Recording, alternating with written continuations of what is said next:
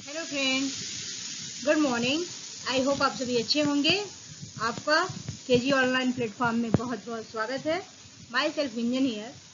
और आज मैं बहुत ही एक इम्पॉर्टेंट टॉपिक लेके आई हूँ फ्रॉम यूनिट 2 से, सेल बायोलॉजी से, जो आपके कमिंग एग्जाम के लिए बहुत बहुत इम्पॉर्टेंट है।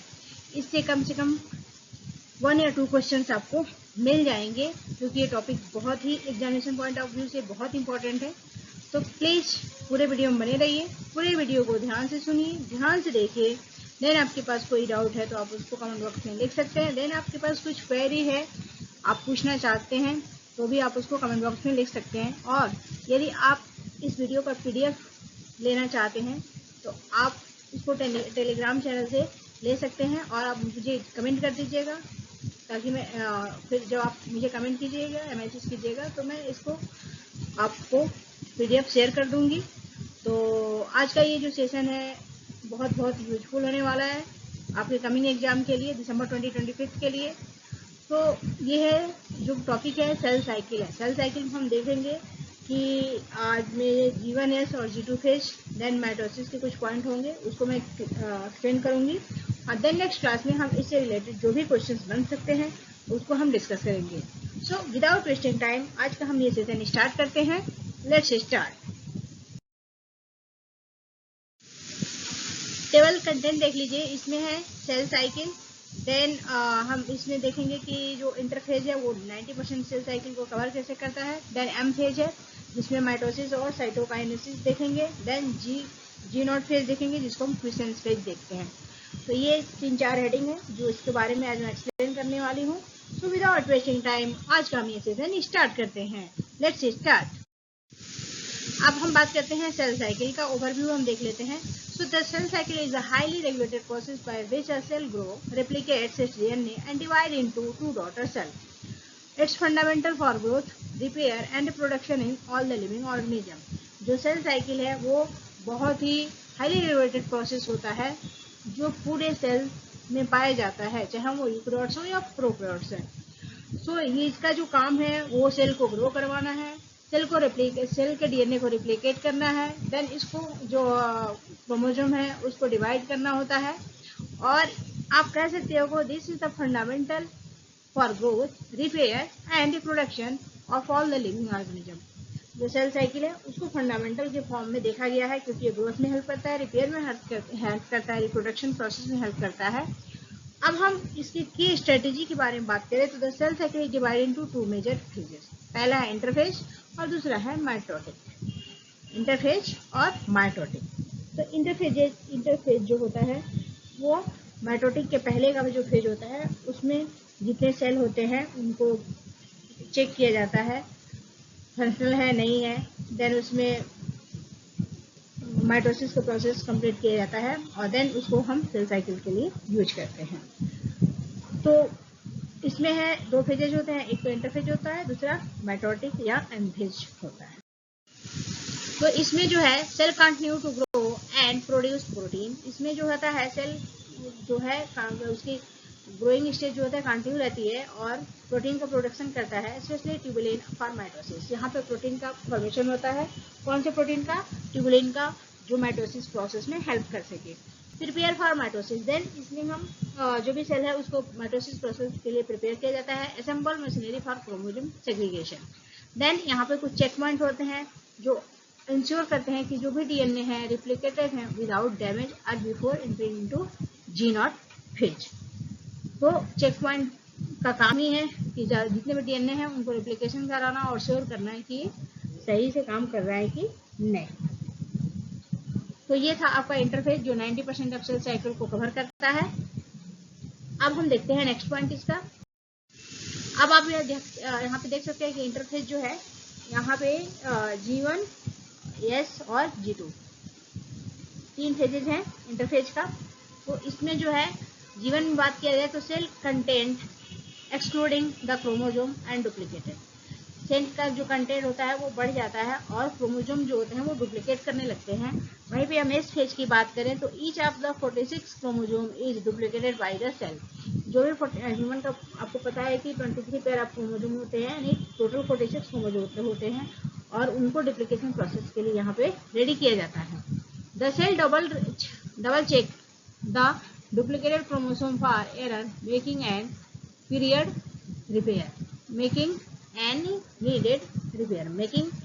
needed repair. The cell double checks the duplicated chromosome for error, making any needed repair.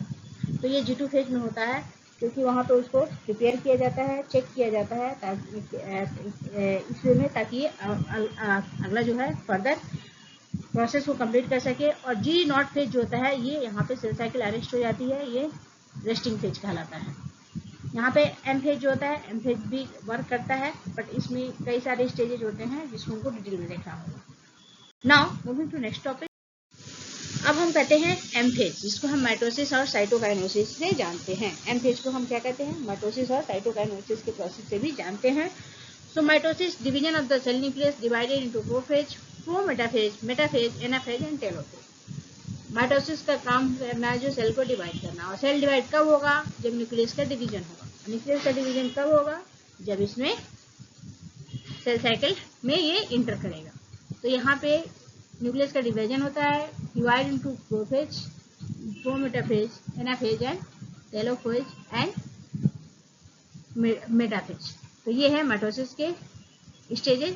Then हम साइटोकाइनेसिस की बात कर रहे हैं, तो यहाँ पे हम ध्यान रखिएगा, माइटोसिस में न्यूक्लियर का डिवीजन होता है, वहीं साइटोकाइनेसिस में सेल का डिवीजन, साइटोप्लाज्म का डिवीजन होता है, और resulting into two separated daughter cell. Thus they can remain here immediately.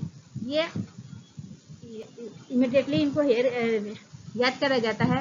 They can remain here indefinitely. Neurons are re-enter into the cell cycle when stimulated by the external signal, जिसको हम कहते हैं lymphocyte.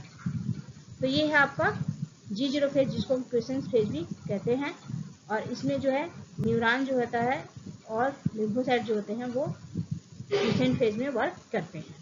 Now moving to next topic. अब आप यहाँ पे देख सकते हो कि एम फेज में था कई सारे स्टेजेस थे, जिसमें इंटरफेज हो गया, प्रोफेज, मेटाफेज, एनाफेज और टेलोफेज। इंटरफेज में जो होता है न्यूक्लियस क्रोमोसोम जो होता है कंडेंस होते हैं, और प्रोफेज में इनको डीकंडेंस किया जाता है। तो थोड़े थोड़े जो क्रोमोसोम होते हैं विजुअल होने लगते हैं। वहीं पर मेटाफेज की बात किया जाए तो यहाँ पे क्रोमोसोम साइड में आ जाता है। यहाँ पे मेटाफेज में जो है सेंटर में आ जाता है, और दोनों के बीच में थोड़ा सा डिस्टेंस हो जाता है। प्रोफेज में क्रोमोसोम होता है वो जिगजैग मोशन में होते हैं, लेकिन इंटरफेज में जो होता है क्रोमोसोम वो पूरे कंडेंस होता है। देन एनाफेज में जो सेंट्रोमियर है वो टू अपोजिट डायरेक्शन में मूव करना शुरू कर देते हैं, और टेलोफेज में जाते जाते ये जो न्यूक्लियस का डिवीजन हो जाता है, दो सेल को बन जाते हैं, और दोनों सेल में अलग अलग क्रोमोसोम जो होते हैं वो टेलिंग पॉइंट पे चले जाते हैं, और वहाँ पे बीच में क्या हो जाता है? न्यूक्लियस यानी कैरियोकाइनेसिस का फॉर्मेशन हो जाता है, जिसे टू सेल्स का फॉर्मेशन हो जाता है। फिर से वही प्रोसेस होता है, फिर ये इंटरफेज में इंटर करते हैं। इंटरफेज में जो क्रोमोसोम होता है कंडेंस यानी डीकंडेंस से फिर यहाँ पे कंडेंस हो जाते हैं। अब हम इसको अलग डायग्राम से और समझ। यहाँ पे आप देख सकते हैं कि प्रोफेज है, प्रोमेटाफेज है, मेटाफेज है। प्रोफेज में क्रोमोसोम कंडेंस होते हैं और बिकम विजुअल दिखाई देने विजुअल हो जाते हैं। Spindle fibre emerge from the centrosome. Cell का फॉर्मेशन जो है सेंट्रोसोम से होता है। न्यूक्लियर इनवेलप जो होते हैं ब्रेकडाउन होते हैं, न्यूक्लियस वियोलस जो होता है डिसअपीयर हो जाता है। प्रोमेटाफेज में chromosome continue to condense, kinetochore appear at the centrosome, mitotic spindle and microtubule attach to the kinetochore. यहाँ पे माइटोटिक स्पाइंडल फाइबर जो होते हैं काइनेटोकोर से अटैच होते हैं। Centromere move toward the opposite, centrosome जो होते हैं अपोजिट डायरेक्शन में मूव करना शुरू कर देते हैं। यहाँ पे आप देख सकते हैं ये भी 5 माइक्रोन का है, ये भी 5 माइक्रोमीटर का है। देन मेटाफेज में तो mitotic spindle is fully developed formation the chromosome is opposite poles of the cell, or each sister chromatid is attached to the spindle fiber ongoing from the cell cycle. तो ये हो गया आपका metaphase. Metaphase में जो होता है वो सेंटर में होता है। अब हम एनाफेज में की बात करें तो cohesion protein binding the sister chromatids together break down. जो कोहेशन प्रोटीन होता है वो सिस्टर क्रोमेटिड्स को बांध कर देता है ताकि वो अलग अलग ना हो सके। Sister chromatids are pulled towards opposite poles, और यहाँ पे दोनों दोनों एक दूसरे का अपोजिट डायरेक्शन में पुल करते हैं। Non kinetochore spinal fibre length elongate of this cell. जो नॉन किनेटोकोर स्पाइनल फाइबर होते हैं वो दोनों इस सेल के लिए वर्क करते हैं। अब हम टेलोफेज में देख लेते हैं। टेलोफेज में chromosome arrive at opposite pole and length to the dependence. Then nuclear envelope material surround each set of the chromosome. Nuclear envelope material जो होते हैं ये सेट ऑफ क्रोमोसोम से सराउंडेड होते हैं। The mitotic spindle break down. यहाँ पे भी जो माइटोटिक स्पाइंडल फाइबर होते हैं वो ब्रेक डाउन कर जाते हैं। देन आपका जो होता है साइटोकाइनेसिस आता है। साइटोकाइनेसिस में साइटोप्लाज्म का डिवीजन होता है। एनिमल सेल में बात किया जाए तो clip forward separate the daughter cell. यहाँ पे क्लिप फॉरवर्ड का फॉर्मेशन होता है जो डॉटर सेल को सेपरेट करते हैं। वहीं पे प्लांट सेल जो होते हैं cell plate separate the daughter cell. वहाँ पे एक प्लांट सेल जो है वो डॉटर सेल को प्लांट सेल में जो है सेल प्लेट होते हैं सेपरेट द डॉटर सेल, और वही सेल प्लेट जो होता है डॉटर सेल को अलग अलग करते हैं। वहीं पे एनिमल सेल में जो होता है वो clip forward separate the daughter cell. यहाँ पे डायग्राम में देख सकते हो कि यहाँ पे टू न्यूक्लियस अलग अलग हो गए हैं। यहाँ पे अपोजिट फोर्स की तरफ मूव ऑन करते हैं और यहाँ पे एक दूसरे को फोर्स लगाते हैं ताकि वो ब्रेकडाउन हो जाए।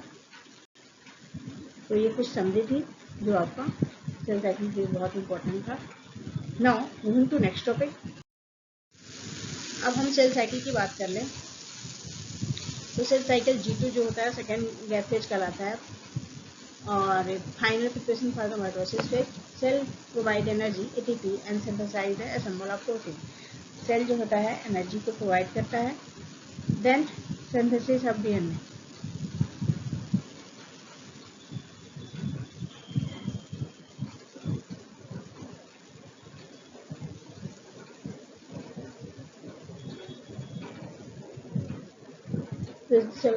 यहाँ पे आपका G1 S और G2 फेज होते हैं। देन M फेज भी होता है और साइटोकाइनेसिस होता है। साइटोकाइनेसिस में साइटोप्लाज्म का डिवीजन होता है और माइटोसिस में न्यूक्लियस डिवाइड करता है। वहीं पे G1 में cell growth and accumulate essential protein DNA binding. यहाँ पे G1 में जो होता है एसेंशियल प्रोटीन का जरूरत होता है जिससे DNA की बाइंडिंग हो सके। और S फेज में cell alert replication chromosome DNA resulting in pair of the chromatid at the centromeric region. Centromeric में जो होता है क्रोमेटिड्स पेयर क्रोमेटिड्स का फॉर्मेशन होता है। और G2 फेज में जो होता है फाइनल प्रिपरेशन फॉर माइटोसिस।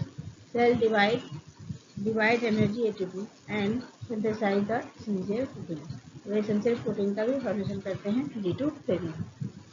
अब यहाँ पे हम टाइम की बात कर ले तो टाइम आप देख सकते हैं कि यहाँ पे G1 में 6 से 12 घंटे लगते हैं। वहीं पे G2 में 3 से 4 घंटे लगते हैं और S में जो होता है 6 to 8 आवर्स लगते हैं। और हम M फेज की बात करें तो वहाँ पे 1 आवर्स में वो पूरा प्रोसेस कंप्लीट हो जाता है। तो ये कुछ समझी था जो बहुत ज़रूरी था। आप यहाँ से भी कुछ नॉलेज गेन कर सकते हैं। So thank you very much. यदि वीडियो अच्छी लगे तो लाइक कीजिए, शेयर कीजिए, सब्सक्राइब कीजिए और कमेंट में अपने डाउट्स देन अपने क्वेरी को लिख सकते हैं ताकि मैं PDF आप लोग को दे सकूँ, प्रोवाइड करवा सकूँ। Thank you everyone. Have a good day. Take care.